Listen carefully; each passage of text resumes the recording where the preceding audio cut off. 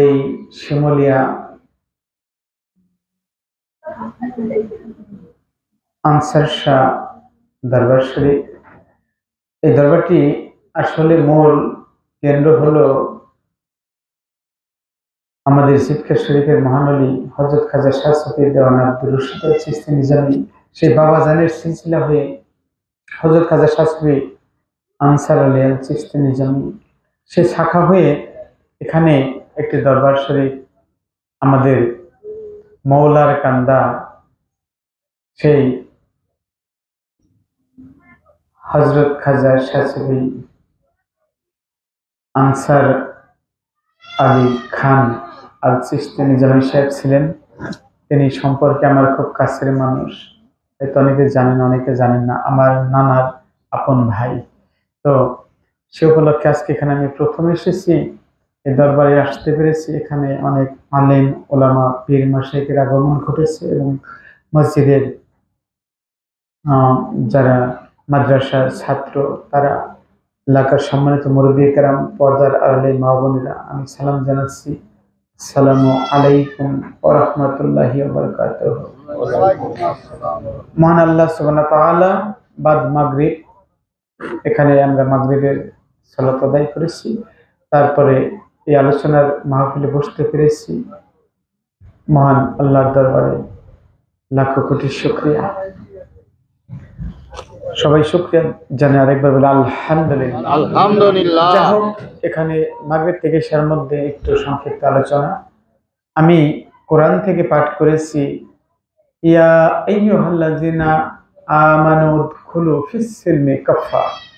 এখানে আল্লাহ তাআলা কোরআনে বলতেছেন, ইয়া আইয়ুহাল্লাযিনা আমানু, হে ঈমানের অনুশীলনকারীগণ, উদখুলু ফিস সিলমি কাফা, ইসলামের মধ্যে পরিপূর্ণরূপে দাখিল হও। আমার ভাইজান কথা বলতেছিল, এই জন্য আমার আয়াতটা একটু মনে পড়লো, যে তাহলে বোঝা যাচ্ছে ডাক দিছে কিন্তু আমানুকে, অন্য কোনো মানুষকে না, কোনো হিন্দুকে, খ্রিস্টানকে বা কাফেরকে, মুনাফিককে, তা না, আমানু, যারা ঈমান এনেছে এরকম ব্যক্তিকে ডেকে বলতেছে উদখুলু, দাখিল হও, ফি মানে কিসে, মধ্যে, সিলমি কাফা, ইসলামের মধ্যে পরিপূর্ণরূপে দাখিল হও। সুবহানাল্লাহ। ওয়ালা তাত্তাবিউ খুতুওয়াতি শয়তান, শয়তানের পদাঙ্ক অনুসরণ করিও না। ইন্নাহু লাকুম আদুউম মুবিন, নিশ্চয় শয়তান তোমাদের প্রকাশ্য শত্রু। কি মুবিন, এখানে আমাদের বুঝতে হবে শয়তান কি গোপন শত্রু? একবারে প্রকাশ্য। তাহলে সুফিবাদের ভাষায় এই শয়তানের রূপ কয়টা? আসলে শরীয়ত, মারেফত, তরিকত যাহা বলে এগুলো কিন্তু ভিন্ন ভিন্ন নয়, অভিন্ন।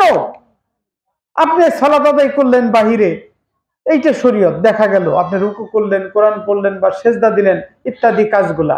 কিন্তু সালাতের সেজদার মধ্যে বান্দার সাথে আল্লাহর গোপন একটা যোগাযোগ হয়ে গেল, এটা মারেফত, ঠিক কিনা? দেখাইতে পারবেন যে প্রভুর সাথে যে আপনার একটা মজা হইল। তাহলে বোঝা যাচ্ছে প্রত্যেক জিনিসের ভিতর বাহির আছে। একটা ফল এখানে কাটা হচ্ছে, কিছু ফল কিছুক্ষণ পরে দেওয়া হবে, ফলটা দেখলে কিন্তু ফলের স্বাদ পাওয়া যাবে না, ওইটাকে খাইতে হবে। খাইলে যে স্বাদ পাওয়া যাবে, ওই ফলের নাম জীবনভর জপলে তা থেকে স্বাদ পাওয়া যাবে? যদি বলি আম আম আম, পাওয়া যাবে? যাবে না। আমি শুধু যে কথাটা বলতে চাই, ইবাদত যেন খালেস হয়, খাঁটি হয়, সেটা যেন শয়তানের দিকে না যায়। শয়তানের রূপ কয়টা? তিনটা। দেখবেন যারা হাজী সাহেবরা হজে যায়, দেখবেন জামারায় ওখানে আকাবা, উলা, উস্তা, এই বড় শয়তান, এই উস্তা মানে মধ্যবর্তী, মেজো, উলা মানে ছোট শয়তান। তিন রকমের শয়তানের প্রতিকৃতি আছে। ওইখানে পাথর মারে 7টা করে, মুজদালিফা থেকে পাথর কোরাই নিয়ে, কঙ্কর কোরাই নিয়ে ওই মিনাই গিয়ে শয়তানের পাথরে মারে। তারপরও দেশে আসার পর শয়তান কি করে? এরকম আছে না হাজি? কারণ কি জানেন? যদিও প্রতীকী ওই শয়তানের প্রতিকৃতি মেরেছে, কিন্তু নিজের মধ্যে শয়তানের তিনটা রূপ আছে, ওই জায়গায় লাগাতে পারে নাই।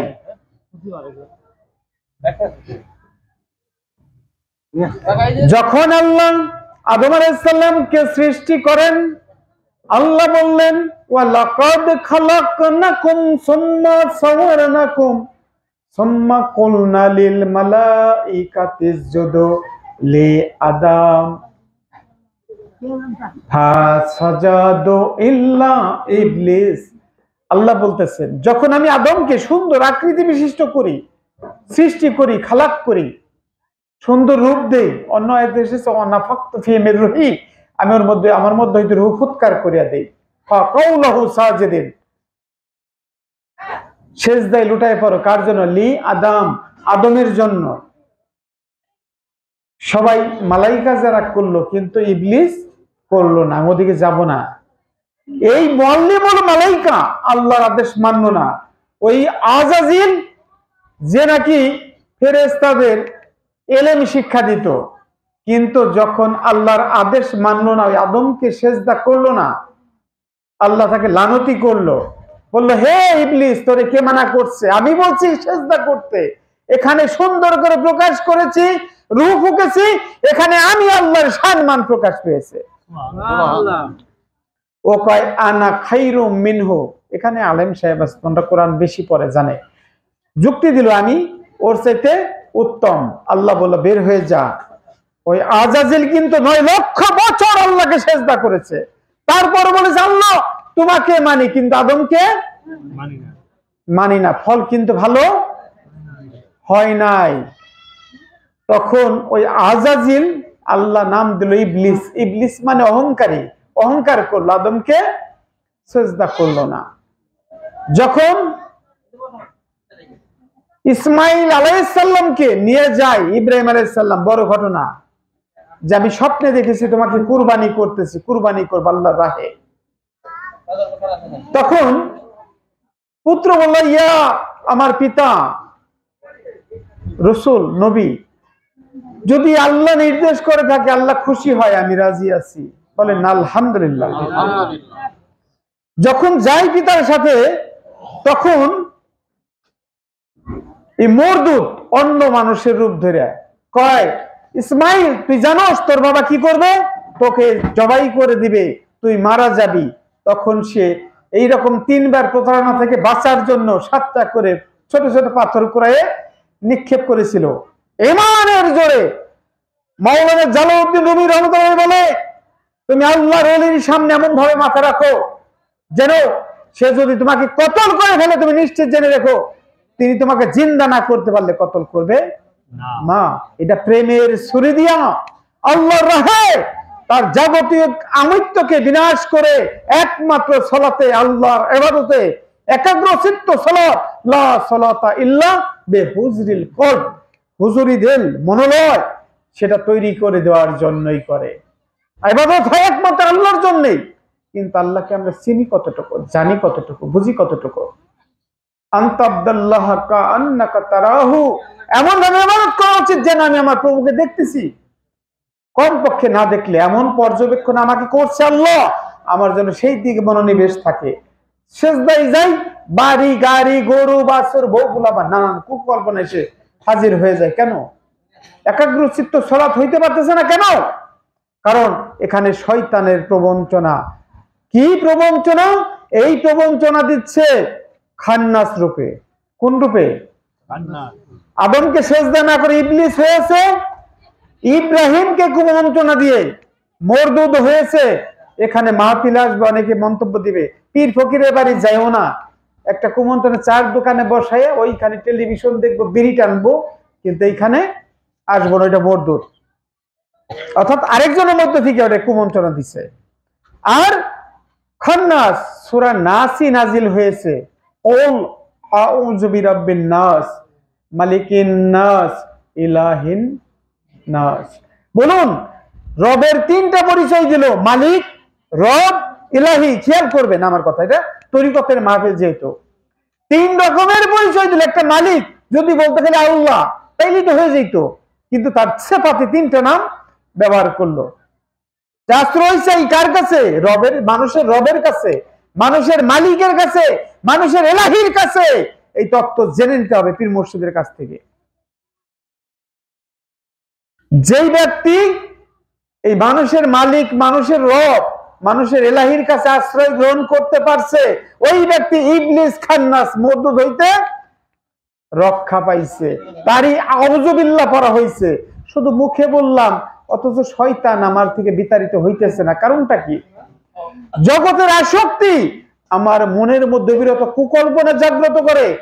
আমার মনে ব্যথা বেদনা, কি পাইলাম না পাইলাম, 5টা বাড়ি আছে, আরো 5টা পাওয়ার জন্য মন একবার বিষণ্ণ আছে না? দুনিয়ার সম্পদ টাকা পয়সা তো আছে, তারপরও একবার লুটপাট করে খেতে হবে। কেন রে ভাই? যে যে দল করেন, রাজনৈতিক কথা আমি বলি না, কিন্তু কেন এত দরকার? কেন দেশের মানুষ কষ্ট করবে, আমার জাকাত হবে না, আমার সম্পদ অন্যের হক দেব না, আমি লুটে ফুটে খাবো, এইটাকে আমি মুসলিম দাবি করতে পারি না। এই জন্য দরদিরা, এই অবিরত মানুষের অন্তরের মধ্যে বৈশা, কোথায়? সুদুরিন নাস, সূরা নাসের ব্যাখ্যা করলে 2 ঘন্টা লাগবে। মানুষের সুদূর মানে অন্তর, এই অন্তরের মধ্যে বৈশা অবিরত কুকল্পনা দিচ্ছে। আপনি এখানে বসে আছেন, আমার কথা শুনতেছেন, এমনও মানুষ আছে আমার দিকে তাকায় আছেন, কিন্তু তার মনটা অন্য জায়গায় গেছে। আমি যা বলবো আপনি এই জায়গা শুনতে পাবেন না, কারণ এই শোনা নির্ভর করে মনের উপরে, নাকি দরদিরা? মন যদি এখানে না থাকে, আমার কান এখানে খেয়াল করতে পারবে না, অন্যদিকে যাবে। আমার মন অন্যদিকে গেলে, পোলাপানে স্কুলে যায়, মাস্টারে পড়াইতেছে, চাই রয়েছে, কিন্তু দুষ্টামি করতেছে, পরে বলে কি বলছি বলো, বলতে পারে না। তদ্রুপ ভাবে দরদিরা, কোনো হিংসা নয়, অহংকার নয়, আমাদের এই শয়তানের ওয়াসওয়াসা মুক্ত হওয়ার জন্য যারা আল্লাহর ওলি, যারা আনআমতা আলাইহিম, যাদের উপর আল্লাহর নিয়ামত আছে, যারা সিরাতাল মুস্তাকিম, এই সিরাতাল মুস্তাকিমের পথে সারাটা জীবন চলেছে, তাদেরকে অনুসরণ করতে হবে। আল্লাহ কোরআনে তাই বলেছে, আতিউল্লাহ ওয়া আতিউর রাসূলা ওয়া উলিল আমরি মিনকুম, আনুগত্য করো। কার? আল্লাহর। কিন্তু আল্লাহ কেন চেনো না? তাহলে আল্লাহ রসুলের। তারপরে উলিল আমর, তোমাদের মধ্যে যারা নির্দেশ দেওয়ার ক্ষমতা রাখে, হক্কানি আলেম উলামা, বুজুর্গানুদ্দিন, যে আল্লাহকে চেনে জানে, নিয়ামত প্রাপ্ত, এরকম ব্যক্তির আনুগত্য করো।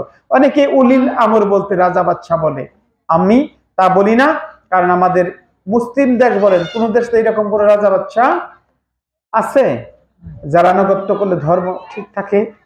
নাই তো। এই জন্য উলিল আমর এর ব্যাখ্যা হাজী ইমদাদুল্লাহ মুহাজ্জির মক্কি রাহমাতুল্লাহ, তিনি বলেছেন, আমার পিতা এবং আমার মুর্শিদ তিনি আমার উলিল আমর। যা হোক, তাহলে এই শয়তানের ওয়াসওয়াসা থেকে রক্ষা পাওয়ার উপায় কি?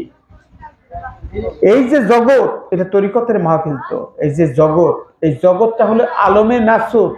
কি এটা? আলমে নাসুত মানে হলো জড় জগৎ। এই জগতের মধ্যে মানুষের মন পাওয়া না পাওয়ার ব্যথা বেদনায় অবিরত অস্থির, চঞ্চল চঞ্চল অস্থির। এই মনের 3টা অবস্থা। কয়টা? 3টা। একটা হলো স্থির চঞ্চল একটা অবস্থা, আর একটা হলো স্থির অবস্থা, আরেকটা হলো অটল অবস্থা। কিরকম বলেন তো? এই যে যেই নদীর মধ্যে স্রোত যায় খালে বিলে, আমার কথা বাংলায় বলি, খালে বিলে যে স্রোত যায়, ওই জায়গা কি এই স্রোতের মধ্যে কোনো শাপলা পদ্ম ফুটতে দেখছেন? না। কারণ কি? ওই স্রোতের মধ্যে কোনো শাপলা পদ্ম ফুটে না, স্রোত। তদ্রুপ ভাবে যেই মন ওই স্রোতের মতো বিরত, একটা চিন্তা যায় আর একটা চিন্তা হাজির হয়। বিজ্ঞানীরা বলে মানুষের মন চিন্তা ছাড়া 1 মিনিটও থাকতে পারে না। এই অস্থির চঞ্চল মনকে একজন কামেল মুর্শিদ গুরুর কাছে গেলে সে শান্ত করার জন্য একটা কায়দা শিখিয়ে দেয়। যে কি করে? কোরআন আছে দেখবেন সূরা রহমানের মধ্যে, আমরা যে নামাজ আদায় করলাম ওখানে পাঠ করেছি সূরা রহমান থেকে, যে মারাজাল বাহরাইনে ইয়ালতাকিয়ান বাইনাহুমা বারযাখুল লা ইয়াবগিয়ান। আল্লাহ বলতেছেন, পাশাপাশি 2টা দরিয়া প্রবাহিত করছি, এর মধ্যে রাখছি আমি বরজক, বাদ। একটা দরিয়া আর একটা দরিয়াকে অতিক্রম করতে পারে না। ইয়াখরুজু মিনহুমা লুলু ওয়াল মারজান, আমি ওই সাগরের তলদেশ থেকে মণিমুক্তা উৎপন্ন করি। মারাত্মক কথা। হয়তো শরীয়তি ব্যাখ্যায় কোরআনে আমরা পাই শামুক ঝিনুকের মধ্যে মতি প্রবাল এগুলোর কথা বলা হয়েছে, কিন্তু বিষয়টা অনেক গভীর। সেটা হলো, দেখেন আমার যে এই যে এখানে বসে দেখতেছি যাহা কিছু, এটা আলমে নাসুর, অথচ আমার মন যাহা কিছু কল্পনা করে অন্য জায়গায় চলে যায়। আপনার বাবা মারা গেছে 20 বছর আগে, আপনি দেখে থাকেন, একটু স্মরণ করলে বাপের চেহারা ভাইসা আসে না? এইটাকে বলে আলমে মালাকুত। খেয়াল করেন, আলমে নাসুত, আলমে মালাকুত। এই আলমে নাসুত এবং আলমে মালাকুতের মধ্যে একটা বর্জক বাদ আছে। আপনি মুর্শিদ এই জগতের নানান চিত্র যাতে আপনার মস্তিষ্কে প্রবেশ করে শিরক উৎপন্ন করতে না পারে, এই জন্য একটা বর্জক তৈরি করে দেয়। বলেন না সুবহানাল্লাহ? আমার কথা বোঝা যাচ্ছে? যাতে ওই চিত্রগুলো আমার মস্তিষ্কে প্রবেশ করে আমার একাগ্র চলাফের মধ্যে ঝামেলা করতে না পারে। তাহলে এই আসলে তো আমরা শয়তানের উপাসনাই বেশি করি। দুনিয়ার যে এই যে বউ পোলাপান বাড়ি গাড়ি এইটা ওইটা নিয়ে আছে, আরো দরকার। আমি কিন্তু এগুলো করতে নিষেধ করি না। আমার নবী কি করে নাই? হ্যাঁ, তার সন্তান ছিল, সংসার করছে, ব্যবসা করছে, আবার দিনের কাজ করছে, কিন্তু তার করা আর আমাদের করা একরকম হয় না। সে করছে কি বেঁচে থাকার জন্য এগুলো করেছে, কিন্তু কখনোই নিজের ধর্মের সাথে দুনিয়ার এই আসক্তিকে বড় করে দেখে নাই। নাকি সবই করছে, তিনি কাজকর্ম করছে, কিন্তু দুনিয়ার কালিমা তার সাধন জগতে লাগতে দেয় নাই। আর আমরা তো দুনিয়ার জন্য ধর্মকে বেঁচে খাই, এই রকম মানুষ আছে। যাই হোক দরদিরা, এই জন্য মনকে স্থির করতে হবে, মনকে স্থির করতে হবে। আসলে এশার টাইমও আসন্ন হয়ে গেল প্রায়, তাই না? এখানে জামাত কয়টায় হবে? 8টায় না 8:15টায়? যা হোক, তাহলে একটু সময় পাবো। তাহলে এই অস্থির চঞ্চল মন, ধরেন ওই স্রোতস্বিনী পানি বিলে ঝিলে যেখানে শান্ত, ওইখানে কিন্তু শাপলা পদ্ম ফোটে, ফোটে না? তদ্রূপ মানুষের মন যদি এইরকম শান্ত হয়, শান্ত হওয়ার পরেই তার ধ্যান আকাশ আল্লাহকে দেখার জন্য, পাওয়ার জন্য, আল্লাহর নূর তার আলোকিত হওয়ার জন্য উপযুক্ত হয়। সুবহানাল্লাহ। কিন্তু ওইখানে যদি একটা ঢিল পড়ে, তাহলে কিন্তু ওই পানির মধ্যে ঢেউ উঠে, কম্পন হয়, হয় না? কিন্তু ধরেন একটা পানি জমে বরফ হয়ে গেছে, ওই বরফের উপরে, যে এলাকায় বরফ আছে, বরফের উপরে গাড়ি চালায় যায়, ওই পানি কি নড়াচড়া করে? তদ্রূপ হবে সাগর। আল্লাহর মুমিন বান্দা যখন আমানু, যখন মুমিন হয়, অনেকে ব্যাখ্যাই বুঝে না যে আমানু কারে বলে, মুমিন কাকে বলে। আমানু আর মুমিন এক নয়। আমানু মানে ইমানের অনুশীলনকারী, বিশ্বাসকারী, আর মুমিন হলো যে বিশ্বস্ত, যাকে আল্লাহ পরিপূর্ণ বিশ্বাস করে, যার মন অটল কিসের মতো? ওই বরফের মতো। তাকে খুন করে ফেলবেন, সেখান থেকে তাকে ভেঙে ফেলা সম্ভব না। তার সালাত কিরকম সালাত জানেন? আল্লাহর রাসূলের মাধ্যমে হাদিসের বর্ণনা এসেছে, বান্দা নফল ইবাদত করতে করতে এই ফজর, যোহর, আসর, মাগরিব, এশা দিনে 5 বার যে সালাত, এইটা হলো আনুষ্ঠানিক দিনে 5 বার সালাত। আল্লাহ বলেছে কোরআনে যে তারাই মুসল্লি। কারা মুসল্লি? ওই মুসল্লি ব্যতীত যাদের নামাজ ইল্লাল মুসাল্লিন আল্লাযিনা হুম আলা সালাতিহিম দাঈম, যারা সার্বক্ষণিক ভাবে নামাজের মধ্যে কায়েম থাকে। বলতে পারেন কি রকম? তার ব্যবসা বাণিজ্য কাজ কর্ম ওজন দিবে মাপের মধ্যে, ওই জায়গা নামাজ আছে। সে ওজনে কম দিবে না, ওজনে কম দিতে গেলে তার সালাত বলবে সাবধান। আল্লাহ কোরআনে বলেছে নিশ্চয়ই তোমার নামাজ তোমারে কি তানহা আনিল ফাহশাই ওয়াল মুনকার, অবশ্যই অশ্লীল এবং অসার কাজ থেকে ফিরিয়ে রাখবে। তার ওজনে কম হবে না। আর যার সালাত তার ওজনে কম দেওয়া থেকে বিরত রাখে না, মিথ্যা বলা থেকে বিরত রাখে না, সুদ ঘুষ চুরি থেকে বিরত রাখে না, বুঝতে হবে তার সালাতে ভেজাল। আদায় করেন কিন্তু বাদ দেন না, কিন্তু বুঝতে হবে আমার সালাত হচ্ছে না, কারণ আমার নামাজ আমাকে আইসা কয় না যে তুমি অকাম কইরো না, কুকাম কইরো না।